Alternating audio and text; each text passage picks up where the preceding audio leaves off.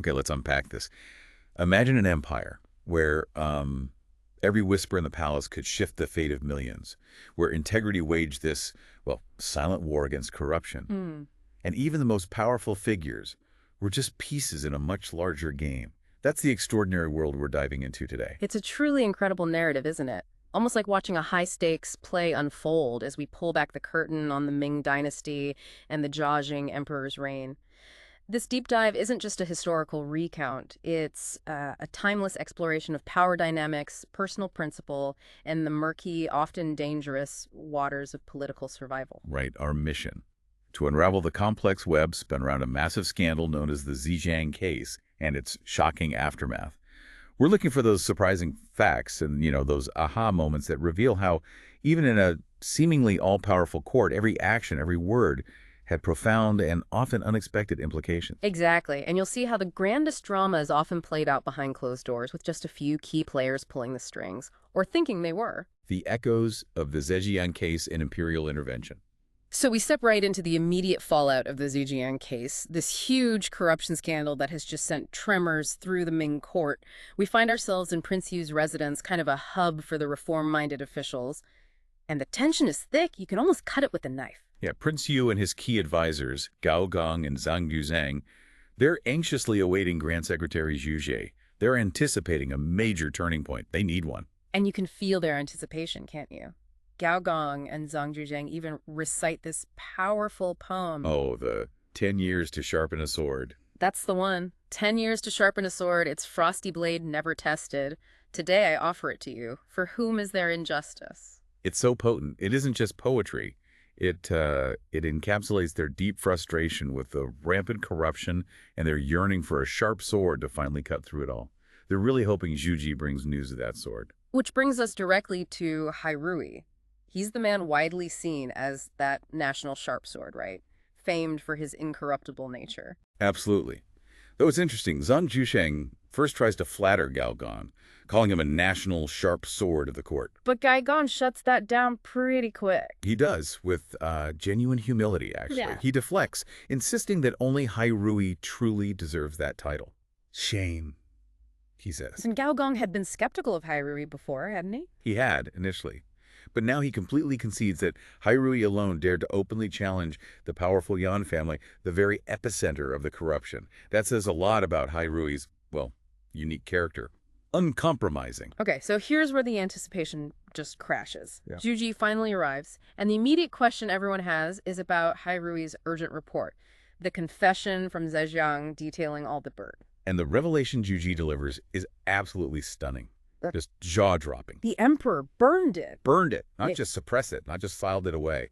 Physically incinerated the report without even breaking the seal. Which implies, what, he already knew, or just didn't care. It's more than a physical act. It's a devastating political statement. The emperor's decision, especially destroying it unread, shows his absolute control and, critically, his implicit protection of the Yan party. He's sending a message. A very clear signal. Inconvenient truths, especially those that might implicate his favorites or, disrupt the court's delicate balance. They'd just be eradicated. Poof, gone. So the reaction in Prince Yu's residence... Palpable despair. Yeah. Prince Yu is crushed. Gao Gong is furious, fiercely loyal to Hairui, demanding action. And Zhu Ji? Zhu Ji can only offer this grim, defeated acceptance. I dare not. He knows their hands are tied against the emperor. Helpless. It really highlights the powerlessness, doesn't it, even for these high-ranking guys? It does, but this isn't just about helplessness at the top. You also see these intense, often brutal power struggles simmering just below the surface, hidden within the palace walls. Like what?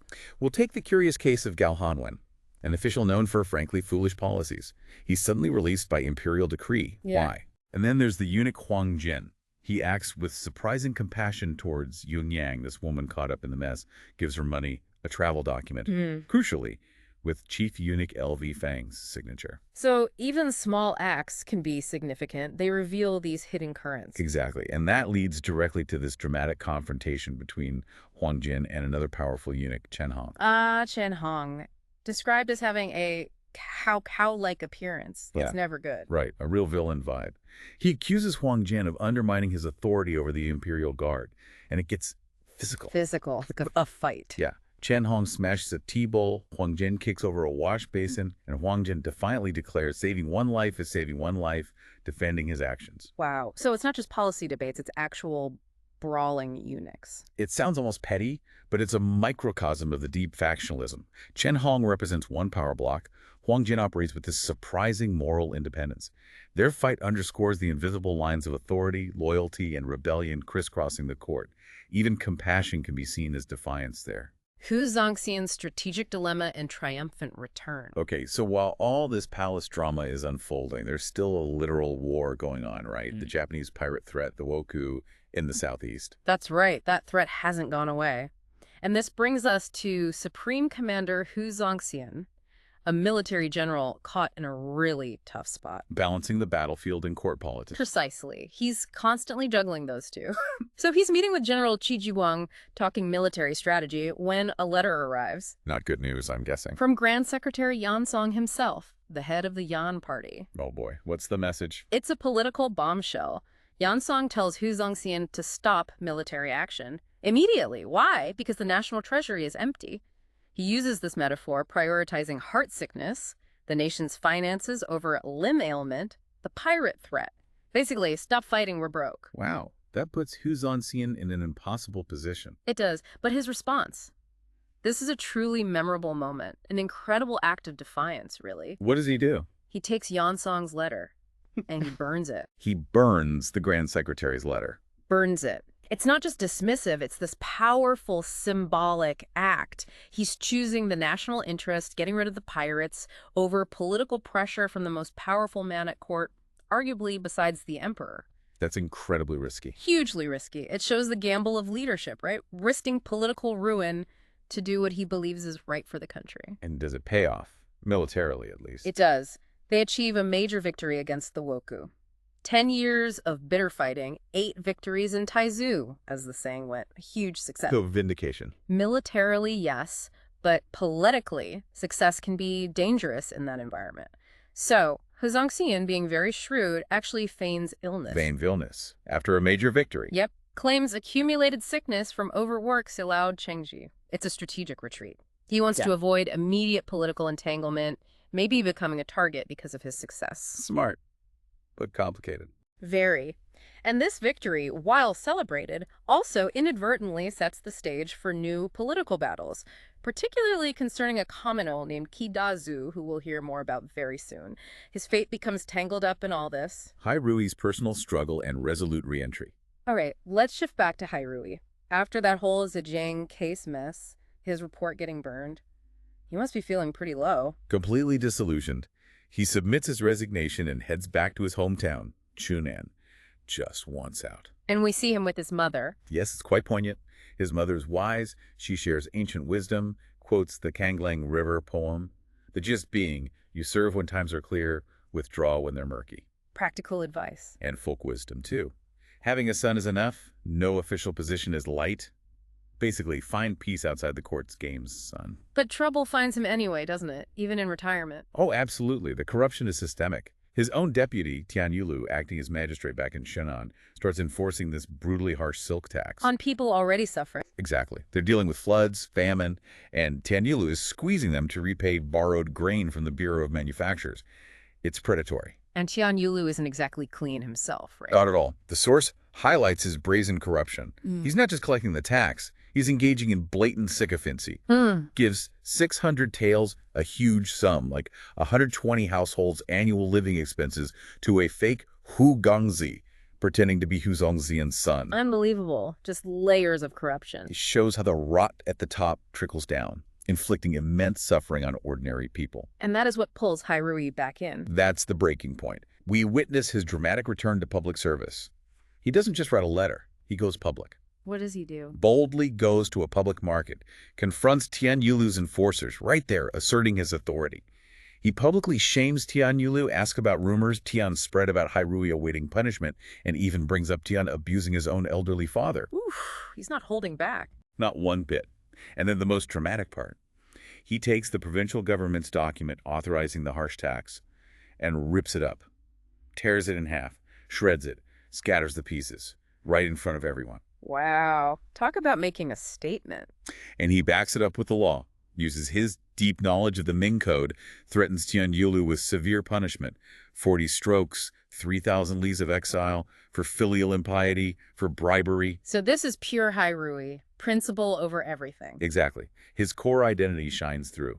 He cannot stand idly by while people suffer, even if it means challenging superiors, challenging the whole system. He is that sharp sword, whether he wants to be or not. Interlocking power struggles and unseen agendas. Okay, so Hairui's actions in Chunan, tearing up that document, Oh, that must have yes. caused waves. Oh, big waves. They ripple right back up the chain. We turn back to Zhao Zhenji, remember him? He's now in charge of the Bureau of Manufactures. The agency they were supposedly repaying with that harsh silk tax. Right. And Zhao Zhenji is struggling, desperately trying to meet silk quotas, but he lacks raw materials, lacks funds. And he blames Hairui. He does. He pressures the merchants, blames Hairui's principled stand in Chunan for the lack of silk. It's a perfect example of how one official's integrity can expose the fault lines, the systemic problems in the imperial economy. Hairui stopping the unjust tax collection disrupts the corrupt flow. Fascinating. And this leads to another key meeting, right? Hu Zongxian and Hairui. Yes, a pivotal clandestine meeting. Hu Zongxian, still supposedly ailing, meets Hairui in Chunan. What's the tone? Gratitude, initially. Hu Zongxian thanks Hairui profusely for exposing that fake Hu Gongzi. Says Hairui saved his reputation. He emphasizes duty, country, people, hinting at the bigger political game. And gives him advice. Yeah, a bit of pragmatic advice. You take yourself too seriously. A gentle nudge towards maybe being a bit more flexible. But Hairui isn't really the flexible type, is he? Not when it comes to principle. He lays out conditions for staying in office. First, Chunan gets tax exemption for 3 years. Does Hu Zongxian agree? Surprisingly, yes. He even offers to co-sign the memorial to the emperor. A big concession. But there's more. Oh, yes. Then Hairui makes this truly audacious demand. He wants a transfer to Fenyang. Fenyang. Wait, isn't that? Yonsong's hometown, yes. Hairui wants to be an official right in the heartland of the Yun Party's power. That's not a request, that's a direct challenge. He's poking the bear. Exactly. It's a masterstroke. It forces Hu Zongxian to reveal the limits of his own power and just how entrenched the Yan Party is. And Hu Zongxian's response? He refuses, flat out. I cannot agree to this. It's a stark moment. It shows Hairui and us the political reality. One righteous individual, even with a powerful general's backing, can't just dismantle a power structure like that alone. The roots are too deep. Wow. So even allies have their limits. Limits imposed by the system itself. And speaking of complications, remember Kidazu? The commoner Hairui saved earlier. The very same. He gets rearrested, this time accused of colluding with Japanese pirates. Tongo, a capital offense. And this isn't random, is it? Not at all. He's arrested by the Jiniwei, the emperor's secret police, basically, and brought to Beijing. This is a calculated move by the Yan Party. To discredit Hairui. Precisely. If they can pin treason on the man Hairui saved, it tars Hairui himself, and by extension, Prince Yu's whole reformist faction. It undermines everything. And Kidazu's wife. She also travels to Beijing, along with Yin Yang, the woman Hong Jin helped. They're desperate, trying to plead for justice, showing how these high-level political games have devastating consequences for ordinary lives. The emperor's chessboard. A masterclass in control. Okay, now let's pull back the curtain fully. We need to go inside the emperor's world, Jiajing. Right. Because while everyone else is reacting, maneuvering, Jiajing seems to be observing, calculating, playing a longer game. And the Yan Party thinks they're winning. Oh, they feel triumphant. Yunnan Mao King arrives in Beijing bringing this huge amount of salt tax revenue, reports an astronomical 3.3 million taels collected. Which sounds good for the treasury. Well, yes, but Yan Shifan, Yansong's son, can't resist boasting. He reveals they secretly diverted an extra million taels. The Ministry of Works, Imperial Rewards, rebuilding the Longevity Palace, basically lining pockets and funding pet projects. So brazen corruption reported almost like an achievement. Exactly.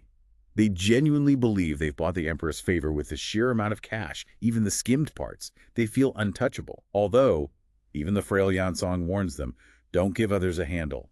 A hint of caution. So let's go inside Jiajing's inner sanctum, the Jade Palace. What's it like? It's fascinating.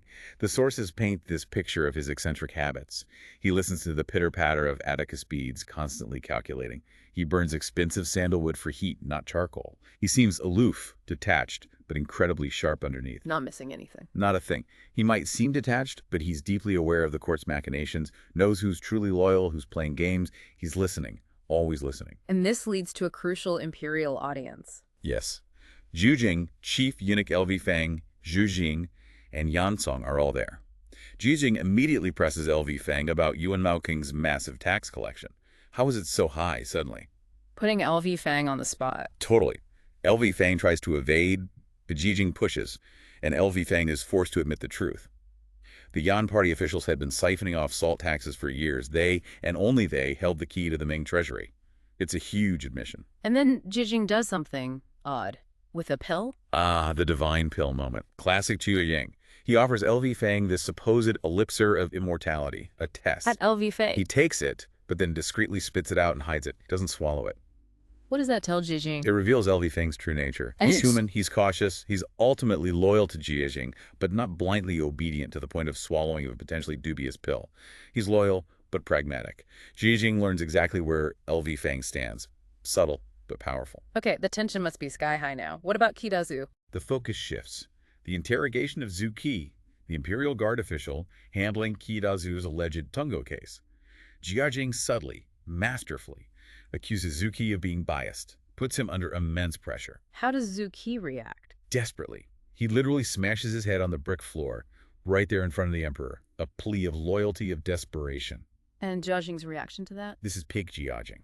Utterly chilling. He's cool as ice. Says something like, smashing a brick? What's that to heaven? I don't want you to die, nor will I replace this brick. Ah. Then he says, I still want you to interrogate Kidazu. If it concerns no one, then remove this root of trouble. He tells Zuki to come back after the minor new year with a book in his head to patch the floor he damaged. Wow, that's terrifyingly calculated. It's the ultimate power play. Absolute control. He shows even a loyal subordinate is disposable for political expediency. He implies Kidazu is just a root of trouble, to be quietly eliminated for convenience, regardless of guilt or innocence. And he makes it clear he is the ultimate arbiter. Zuki is dismissed, utterly broken, yet still tasked with the dirty work. So the Emperor delivers his final verdicts. The endgame. Like a chess master making the final moves. Kidazu, to be executed. Cut off this root of trouble. He's the sacrificial lamb. Appeases the Yan party, maintains stability, case closed. And Hai Rui, he challenged the system. Hai Rui is dismissed from Zhejiang, another nod to the Yan party, but he's transferred to Xingo County. Now, Xingo is just 200 lies not far from Yansong's hometown. Ooh, interesting. Not Fenyang itself, but close. Exactly. It's a subtle compromise for Prince Yu's faction. Hai Rui isn't completely sidelined, he's still in the game, but it avoids a direct, explosive confrontation right in Yansong's backyard. Balance. What about the big players, Yansong and Shuji? They're both implicitly warned. Control your factions. The Emperor's eyes are on you. He's demonstrated he knows everything, he can destroy anyone, but he's choosing, for now, to maintain this precarious balance. So it's not about justice, is it? It's pure strategy. It's strategic balance, absolutely. Judging knows all, uses all, plays factions against each other, makes calculated sacrifices, all to maintain his own ultimate power. That's the Emperor's game. Outro. So here's where it gets really interesting, isn't it? What we've just unpacked isn't just some dusty tale from the Ming Dynasty. It feels like a timeless lesson in the intricate, often brutal dance of power. The Emperor, seemingly detached up there in his jade palace, burning sandalwood, he was actually orchestrating this grand, complex game, sacrificing pawns, moving bishops, all to maintain his ultimate authority. Absolutely. You see that constant push and pull, don't you? Between unwavering integrity, like Hai Rui's almost rigid principle, then you've got strategic maneuvering, like Hai Zongxian trying to navigate the impossible, and then just the brazen corruption of the Yan party. And each player, maybe even Hai Rui in his own way, probably believed they held the reins, or at least were fighting the good fight on their own terms. Right. But the Emperor, he held the entire chessboard. Always seemed to be one step ahead, manipulating perceptions, controlling outcomes. So what does this all mean for us listening today? It really raises an important question, I think. In any system, political or otherwise, when does standing purely on principle become, well, a liability? When does it actually hinder progress? Or conversely, when is it the only path to meaningful change, even if it seems self-destructive at the time. Yeah, and how do those in true power, the ones really pulling the strings, manipulate both truth and justice to serve their own ends? It's quite chilling, really. It is definitely something to mull over until our next deep dive.